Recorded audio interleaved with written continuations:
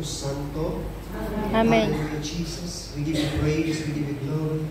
Ama naming Diyos na dakila at banal, Ikaw si Yahweh, ang Diyos ni Abraham ay sa akat ni Jacob.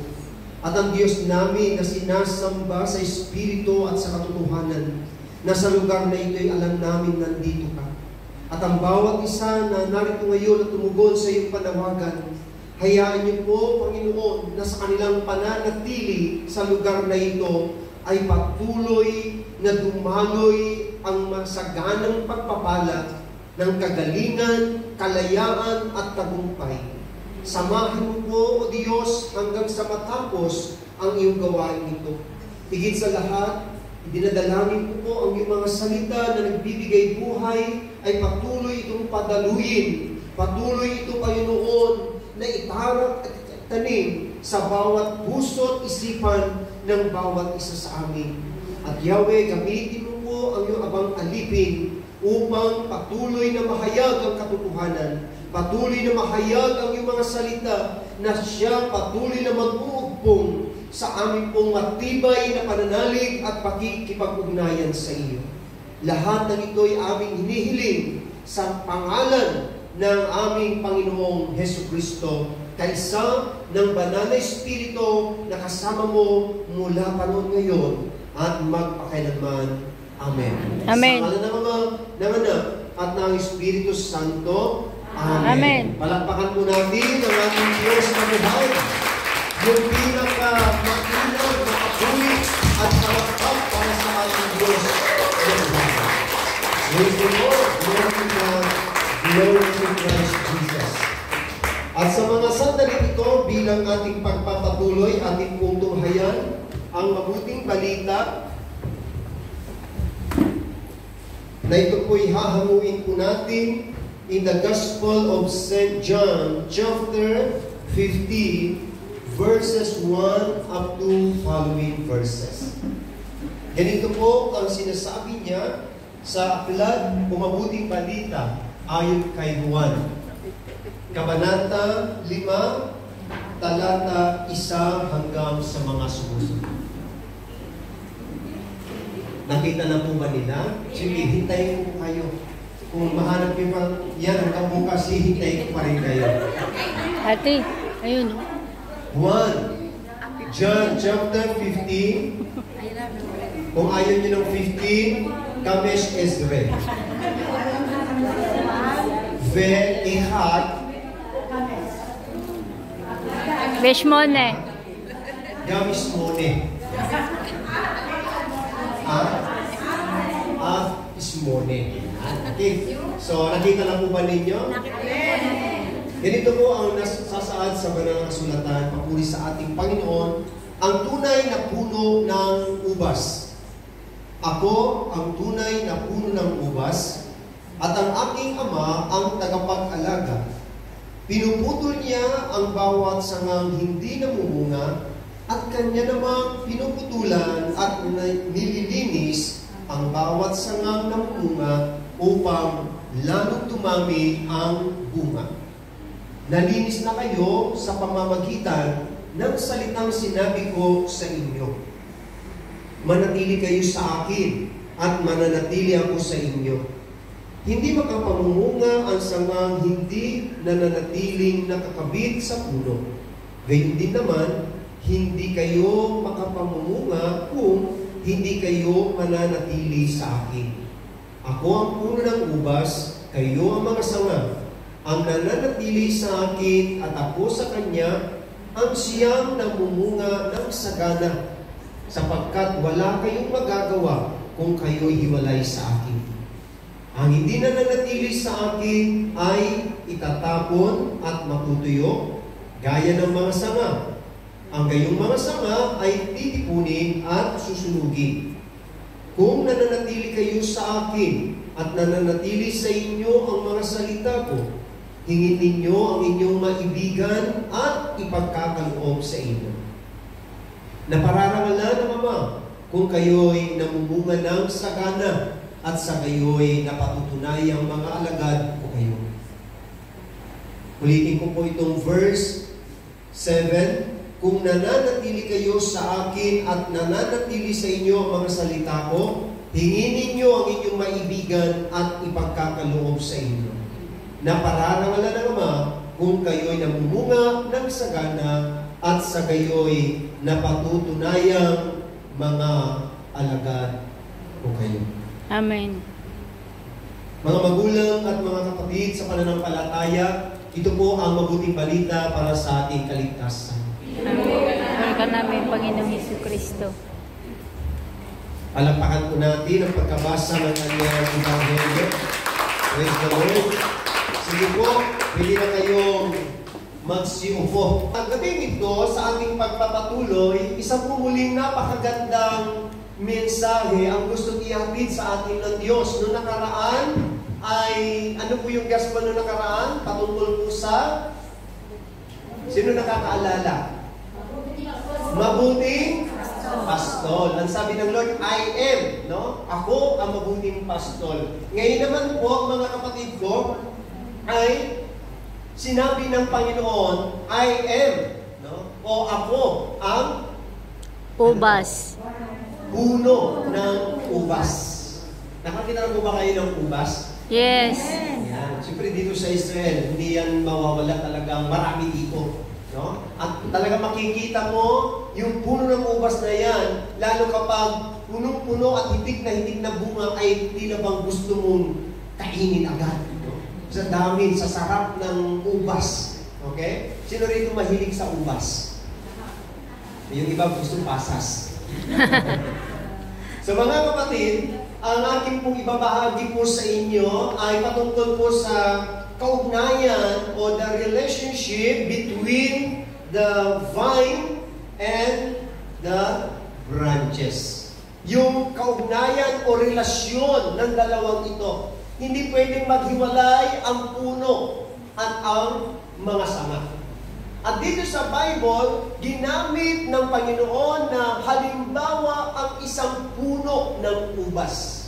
Okay? So sa puno ng ubas, mga kapatid ko, hindi lang iisa ang sanga. Marami. Amen? Amen. Maraming sanga. So, nais ko pong ibahagi po sa inyo, no? Ito'y sinasabi ng Panginoon, nire-remind niya tayo na ang ating Panginoon, sabi niya, huwag na tayong tumingin, no? Sa iba, kundi tumingin tayo sa tunay na ubas. Ibig sabihin, hindi mo na kailangan magpalipat-lipat pa o maghanap pa ng ibang puno sapagkat isa lang ang puno. At yun ay ang ating Panginoong Jesucristo.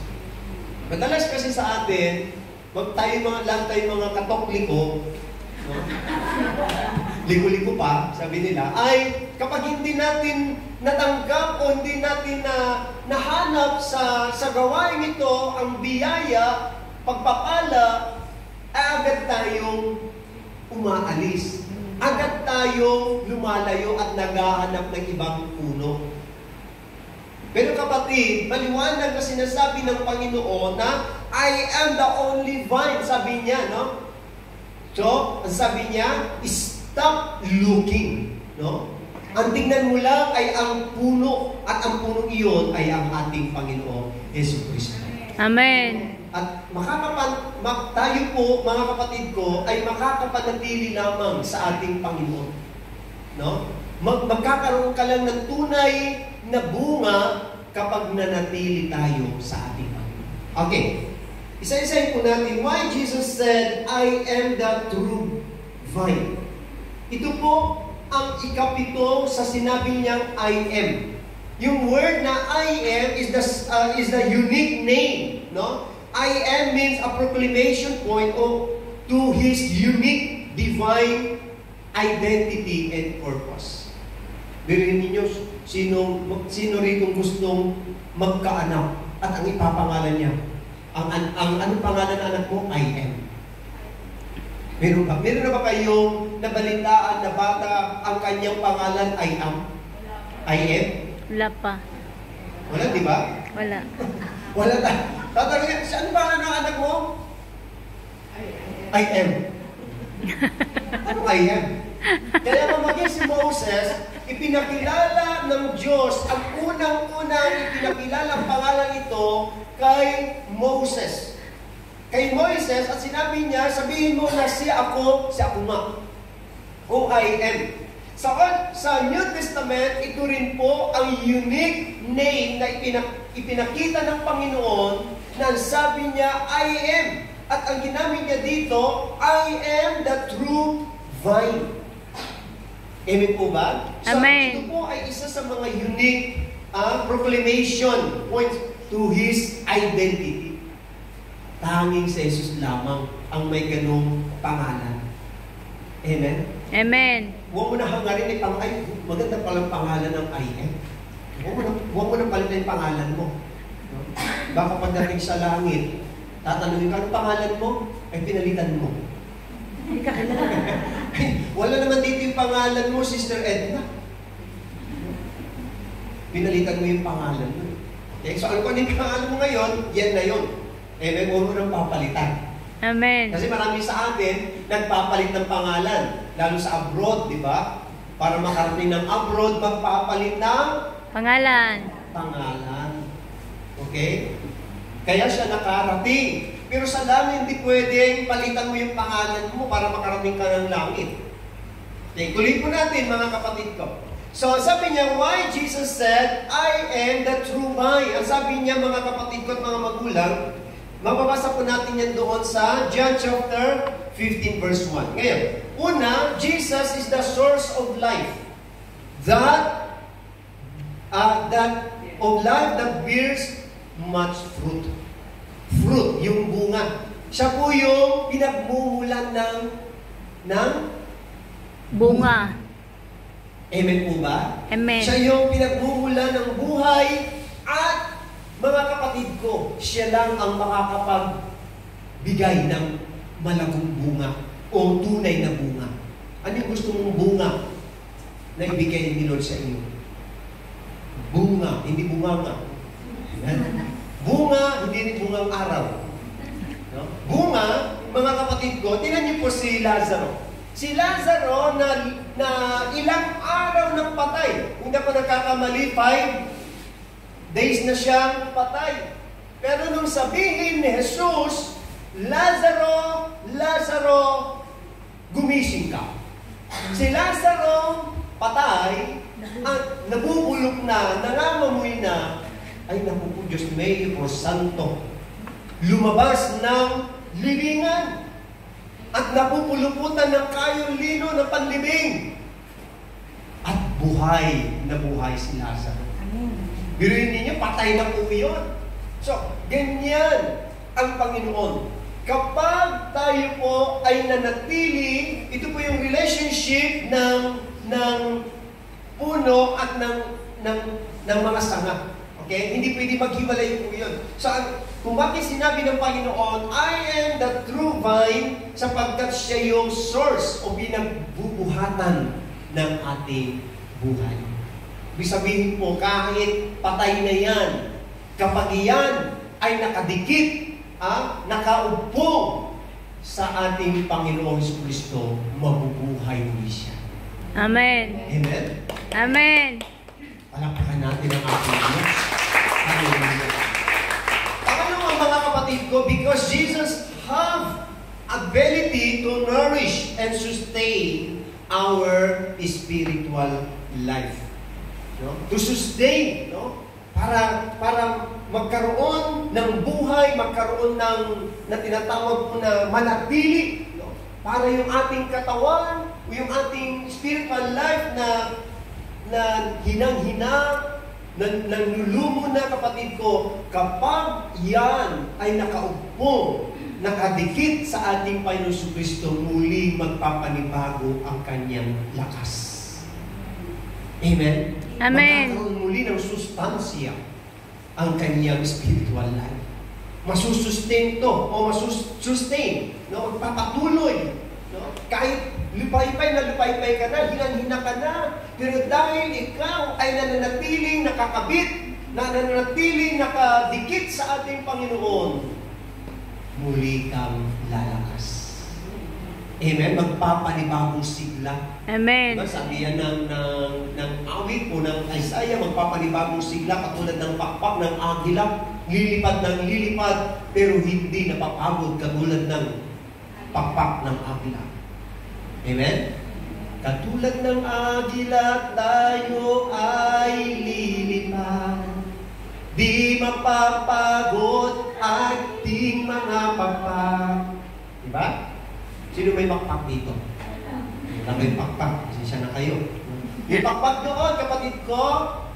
Bilang tayo mga Kristiyano, sa ating mga paglilingkod, sa ating pagiging isang mga anak ng Diyos, kahit may mga susuliranin ka, kahit hinang-hina ka na, pero tila ba parang hindi ka napapagod. Lumalakas ka, lumalakas. Biruhin mo. No? Kahit marami ka ng pinagdaan ng pagsubok, pero tila bang parang hindi ka sumusuko. Parang wala sa iyong bokabularyo ang sumuko. Bakit? May panibagong lakas ka. Amen po ba? Amen. Tingnan niyo po yung mga disipulo. Yung 2 disciple ng Panginoon na patungong Imaos. Hinang-hina sila.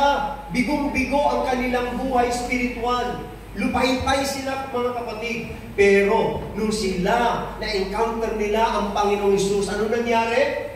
Muli silang sumigla. Muli silang lumakas. Yung kanilang spiritual life na drain na, lupay-pay na, mga kapatid ko. Ano nangyari? Nabuhay muli. Amen?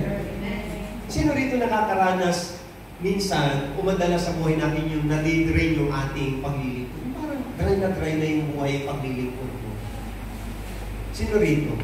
Nakaranas ng buhay, parang nag-isip ka ng ayaw ko na umatin. Parang pag umaatin ka, parang tamad na tamad ka. Parang ang bigat ng katawan mong punta ng gawain, magsimba. Hello? Totoo ba? Nangyayari po ba yan sa buhay natin? Yes, nangyayari. Yes. Kahit sinong mananampalataya, dumarating po yan. Parang dati, hindi ka naman ganun, parang asigla-sigla mo. Okay? Pero dumadating yung point na parang nagdadalawang isip mo na atin ba ako? Hindi. Pero, nandito ka pa rin. Nagpapatuloy ka pa rin. Biruin mo, bakit? Sapagkat ikaw, tayo ay nakaupong, nananatiling nakakabit sa puno. Amen po ba? Amen. Praise the Lord. Ano ba mga kapatid ko?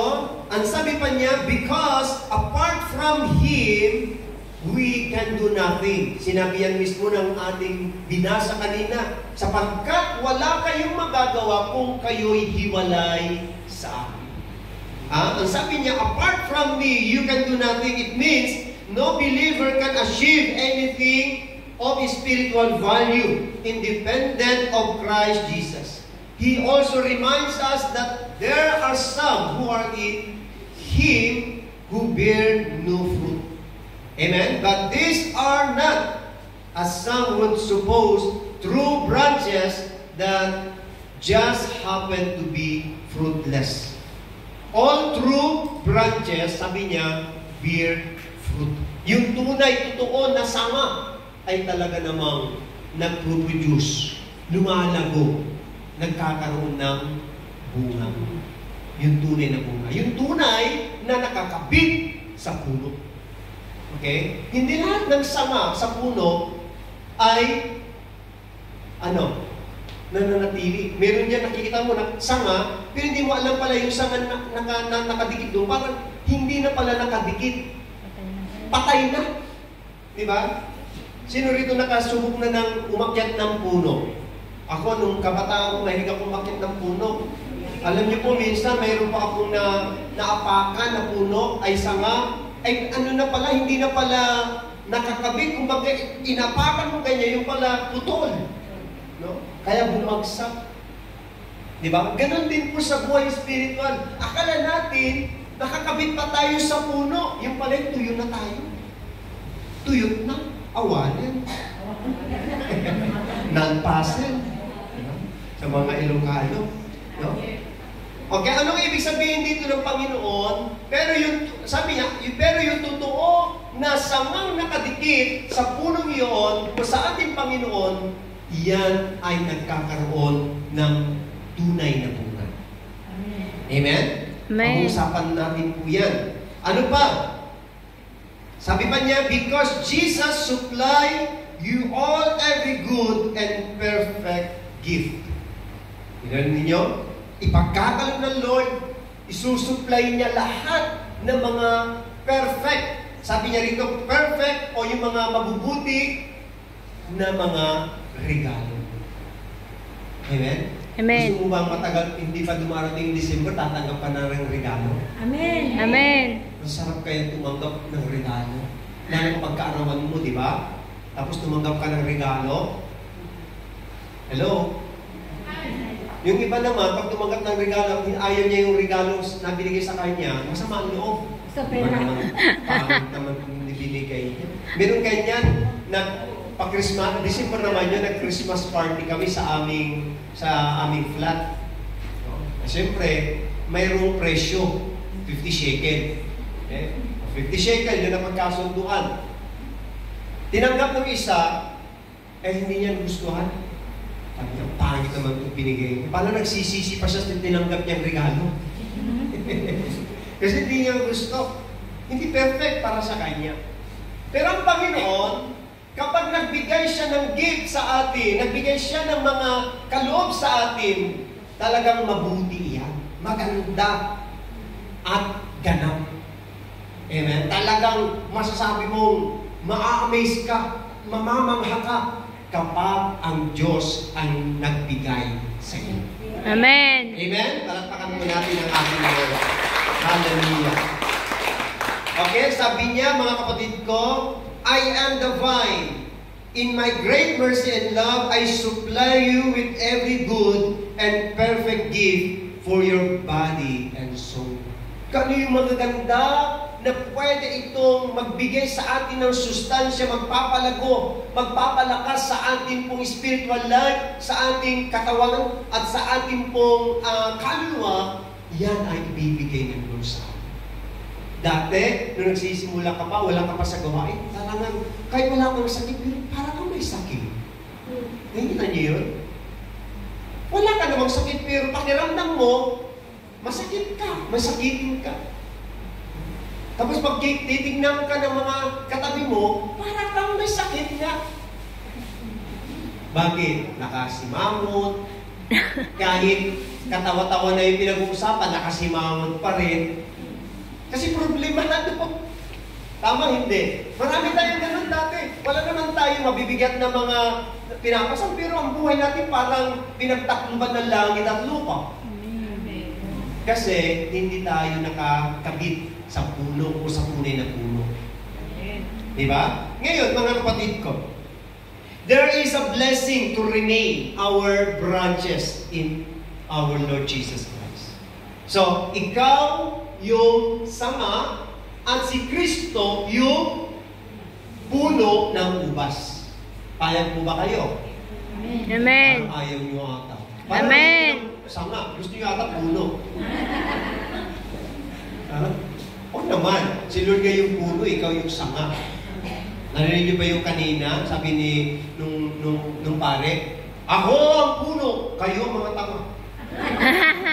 Nulit ko yung sinabi ni Father. Tingnan niyo po mga kapatid ko. Dito po sa branches, mga kapatid ko, I would like to share you yung kahulugan o acronyms. Yan, ng branches o mga sanga. Isipin mo ikaw yung sanga ngayon, ha? Okay, tingnan mo ang katabi mo, sabihin mo, sanga. Sanga. Okay. Iba yung sanga sa tanga. Okay? So, sanga o branches, mga kapatid ko. Okay, so, doon po sa branches, yung una na letter B, stands for? Ano sabi niya dyan? Bearing much fruit. Okay? At mababasa po natin yan sa verse 5, letter B. Na sabi niya, mga kapatid ko, ang nananatili sa akin at ako sa kanya, ang siyang nangumunga ng sagana. Okay? Nangumunga ng Sagana. Hindi lang siya basta namumunga, kundi sa kanyang pagbubunga ay masagana. Gusto mo yung blessing ng Lord sa iyo? Hindi lang basta pagpapala, kundi talagang hitik na hitik, malagong pagpapala. Amen. Halimbawa, pinagpala ka na tinatawag mo na trabaho. Okay? Yun sa trabaho mo, hindi lang basta trabaho, kundi napakagandang trabaho. Mabait ang employer mo, mataas ang sahod mo, nagpapatulog. No? Amen. Ano pa? Wala ka, maalwan, no? Hindi ka inuutusan, magtrabaho ka o hindi, okay lang. May mata na pa. Diba? Nakajak pa. Sa mga hindi nakakaunawa ng mata na, ano yung mata na? Regalo. Regalo. Ayan. Biruhin mo, saan ka makakakita ng ganung amo? Sabi ng iba naman itong employer ko, hindi na nga ako nakakakain, puyat palagi. Wala pang mata na. Wala pang mata na. Biruhin niyo po. Pero ikaw na naglilingkod sa Panginoon, biruhin mo, napakaganda yung trabaho binigay sa iyo. Amen. Amen. Bunga yun. Ewan po ba? Ano pa mga kapatid ko? No? So, bearing much fruit. Sinasabi niya dyan sa Galatians chapter 5, verse 22, ano po dyan? Yung bunga ng Espiritu Santo. Ano yung bunga ng Espiritu Santo? Isa-isahin po natin. Love, joy, ano pa? Peace, patience, kindness, goodness, faithfulness, gentleness, and sino makakahuli pang siyam? Love. Ha? Hindi, nabanggit na yung love. Yung pinakasyam ng fruit of the Holy Spirit. O yun, galing talaga ng counsel natin. Pagpipigil sa sarili. Bakit kaya huli yung pagpipigil sa sarili, mga kapatid? Sa palagay ninyo. Kasi yun yung pinakamahirap sa lahat. Diba? Totoo hindi. Totoo. Madali tayong magmahal. Pwede tayong magpakabait. Pag mabait yung kausap natin. Sa mga hindi magandang sitwasyon, nako, diyan na malalaman kung meron tayong self-control. Kaya siguro hinuli ng Lord, kasi yun yung mahirap sa buhay natin. Pero hindi ibig sabihin na hindi natin kaya yan, kasi bunga yan ng Holy Spirit eh. Kapag taglay na tayo ay nananatiling nakakabit sa puno o sa ating Panginoon si Kristo, tataglayin mo ang mga bungang ito. Love, joy, peace, patience, goodness, kindness, gentleness. Dati, bungangira tayo. Bungangiro. Diba? Dati tayo po ay palaaway. Hindi tayo mababait. Masusungit. Sa lalaki, masusungat. Sino rito dati masungit? Oo, hanggang ngayon nga, masungit pa rin kami. Sabi mo sa katabi mo, masungit ka pa ba? Masungit ka pa ba? Hindi na ako masungit. Mabait na, no? Mabuti na. Okay? Ano pa? Faithfulness, gentleness, at self-control.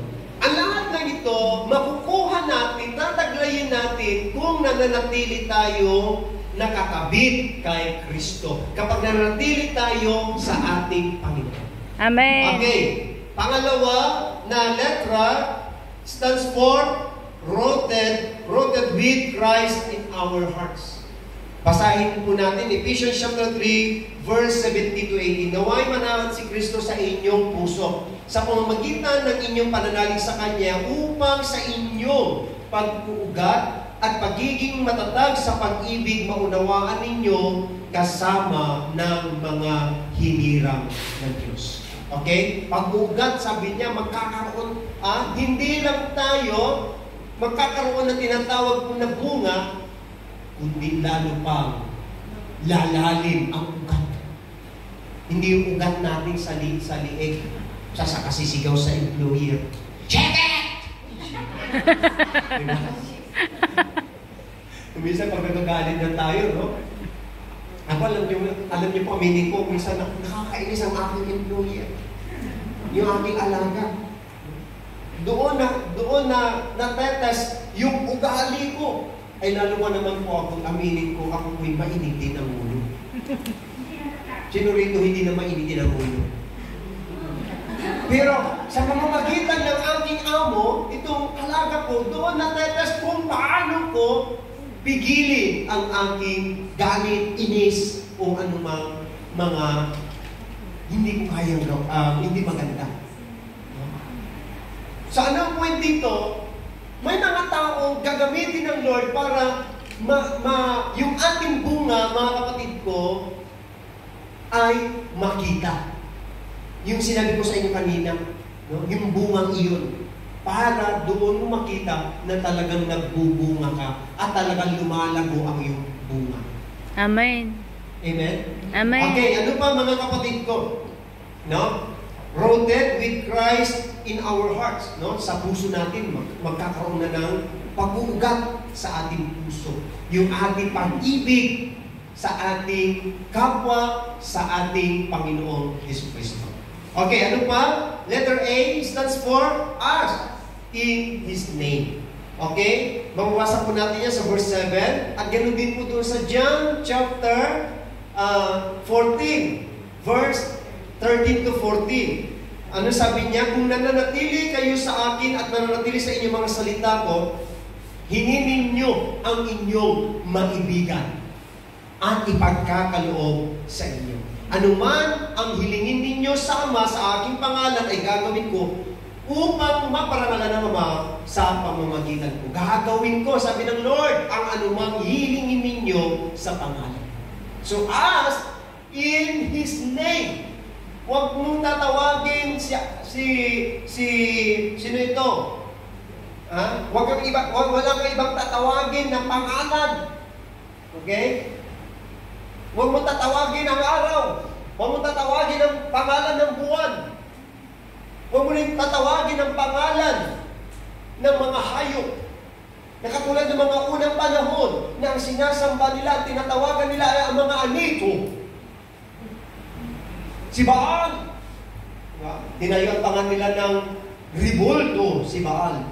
At sinasamba nila, tinatawagan nila. Isa lang ang dapat mong hingian ng tulong, humingi ka sa pangalan nino. Pangalan ni Kristo. Amen. Huwag sa pangalan ko. Dahil pag sa pangalan ko, awawa ka naman.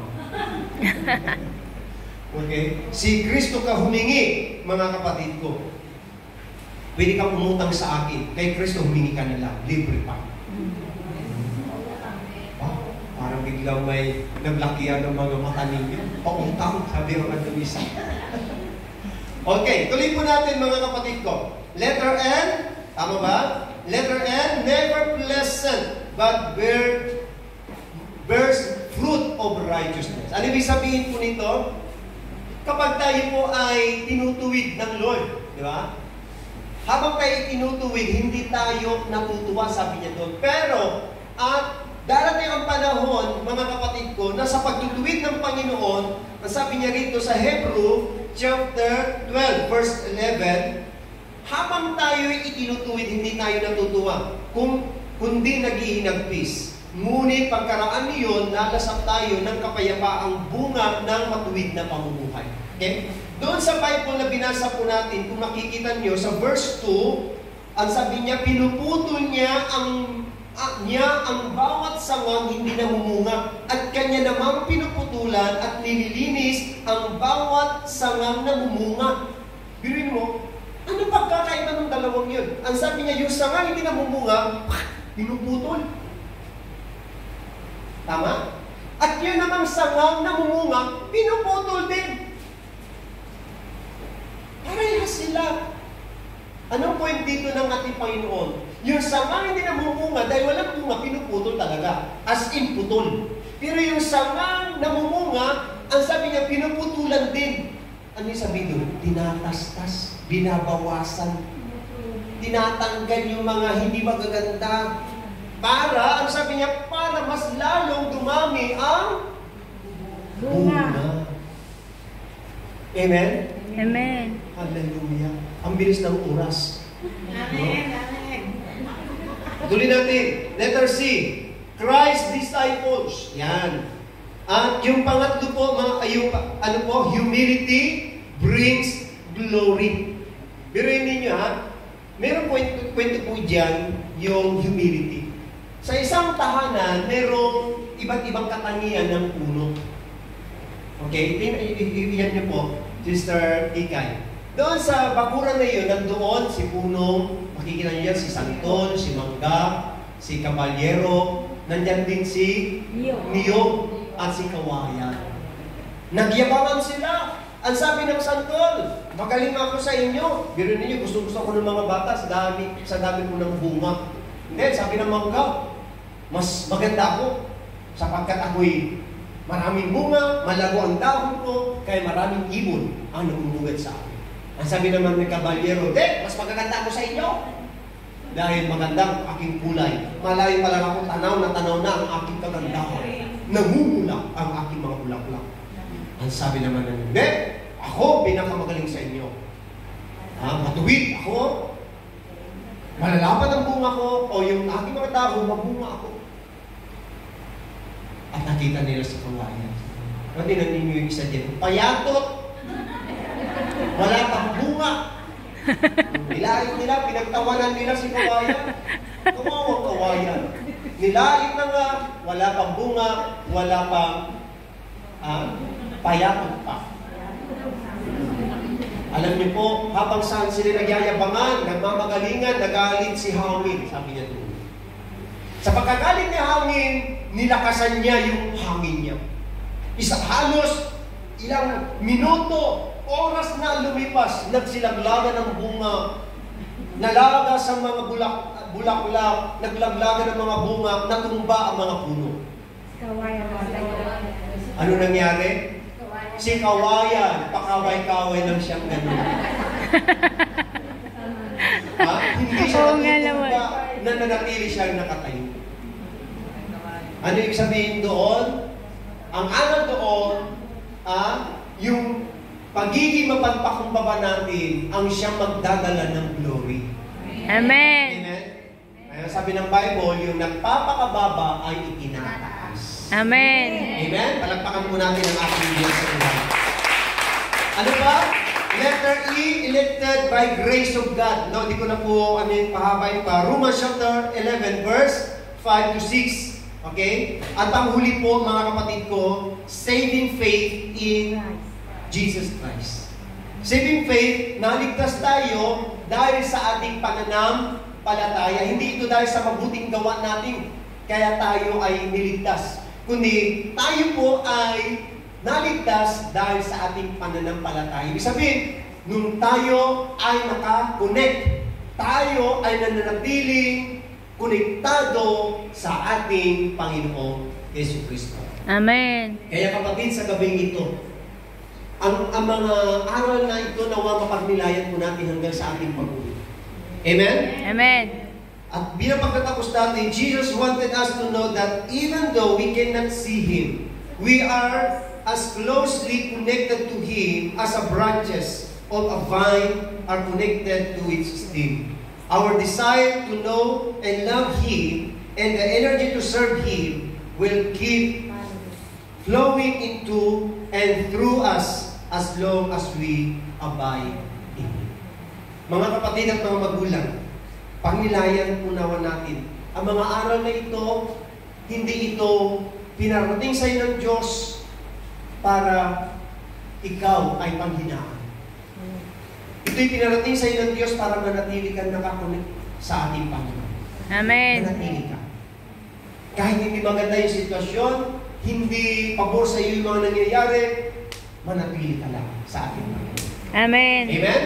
Amen. Palakpakan po natin si Yahweh Shaddai. At habang tayo po ay tumapalakpak, inanayaan ko kayo na tumayo sa gabing ito. Habang tayo po ay nakatayo, ating pong pagnilayan ang mga aral na ating pong narinig sa gabi ito. Namin ay ang manatili sa iyong lilit. Bilang kami ang iyong mga tinawag, bilang iyong mga hinirang, nawa o Diyos, makapanatili kaming malabo, makapanatili kaming namumunga. Panginoon, alam mo po Diyos, may mga panahon na kami nangihina, may mga panahon na nalalaglag ang aming mga dahon. May mga panahon na nalalaglag din ang aming mga bunga. Panginoon, sa oras na ito, sa iyo, nagmumula ang lahat ng aming buhay. Lord, nawa ang mga bunga na hinahangad ng inyong mga anak na narito ngayon, nawa maranasan po nila. Yes, Lord. Yahweh, alam namin, ikaw ang nagpapalago ng mga bungang ito. Ikaw ang nagpapatubo at nagpapalago nito. Yes, Lord. Panginoon, pagpalain mo ang lahat na narito ngayon mula sa mga council, sa mga workers, core groups, sa iyong mga awit, at sa lahat ng mga membro na narito ngayon. Yes, Lord. Yahweh, anuman ang kanilang hinahangad na bunga sa gabi ito, Diyos, tanggapin po nila. Yes, Amen. Lord, ito ang hinahangad po namin, Panginoon. Basta, Ama, panatilihin mo kami sa iyong piling. Na kahit may mga bagyo, may mga unos man na dumating sa buhay paglilingkod, nawa makapanatili pa rin kami sa iyo na nag-aalam at nagmamahal sa iyo. Panginoon, pagpalain mo lahat na mga itataas din ng aking mga kapatid. Ang kanilang mga handbags, ang kanilang mga prayer requests, ang kanilang mga wallet, panyulito, langis, tubig. Ganon din po ang kanilang mga passport. Na ito, O Diyos, yung walang visa ay magkaroon ng panibagong visa. Amen. Yung walang trabaho, Lord, ngayon, biyayahan niyo po ng trabaho. Amen. Ito may karamdaman ngayon, ito may karamdaman sa puso, karamdaman sa balat, karamdaman sa isip, o sa utak, o anumang parte ng katawan. Sa oras na ito, Lord, we declare healing upon healing. In the name of Jesus. Amen. Be healed right now. Tanggapin mo kapatid ang kagalingan. Ora masyakatarabakande. Ora mashikarayayabakande. Lord, naniniwala po kami sa iyong pangako. Ang nananatili sa iyo ay magkakaroon ng bunga at magiging hitik na hitik ang kanyang bunga. Panginoon, salamat. Salamat sa mga bungang ito na ibinibigay mo sa iyong mga mananampalatayang nananatiling nakakabit sa iyo, Panginoong Jesucristo. At Panginoon, sa aming panandaliang pag-ihiwa-hiwalay sa gabing ito, bitbitnan po namin, Panginoon, ang mga bungang ipinagdalong mo sa amin. Ang mga biyaya na aming kailangan sa gabing ito, O Diyos, ay ibinubuhos mo na sa bawat isa. Amen. Pagpalain mo po, Ama, ang simbahan ito, at wala po kami hindi rin kundi patuloy na lukuban ng iyong presensya ang apat na sunod na lugar na ito. Amen. Yahweh, lahat ng parangal, papuri, at pagdakila ay tanging sa iyo lamang, Yahweh ang Shaddai. Amen. Lahat ay magwika ng Amen. Amen. Say Amen.